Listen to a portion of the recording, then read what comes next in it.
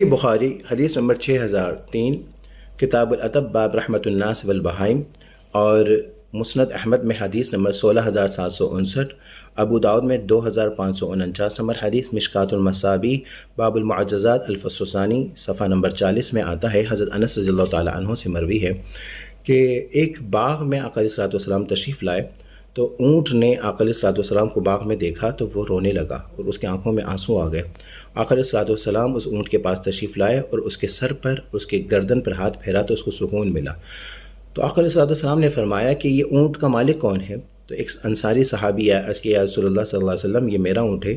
آقا علیہ الصلوۃ والسلام نے فرمایا ہے کہ یہ اونٹ تمہاری شکایت کر رہا ہے کہ تم اس کو بھوکا رکھتے ہو، یعنی کم کھلاتے ہو اور کام زیادہ لیتے ہو، کیا تمہیں اللہ سے ڈر نہیں ہے؟ تمہیں اللہ نے اس کا مالک بنایا ہے۔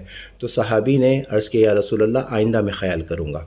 تو اب میں یہ عرض کر رہا ہوں، ایک اونٹ ہو کر آقا علیہ الصلوۃ والسلام کے وسیلہ کو جائز کرتا ہے، آقا علیہ الصلوۃ والسلام سے وسیلہ لے رہا ہے، اور اگر کوئی انسان ہے وہ بھی مسلمان ہے اور آقا علیہ الصلوۃ والسلام کے وسیلے پر انکار ہے تو ایک سوالیہ نشان ہے۔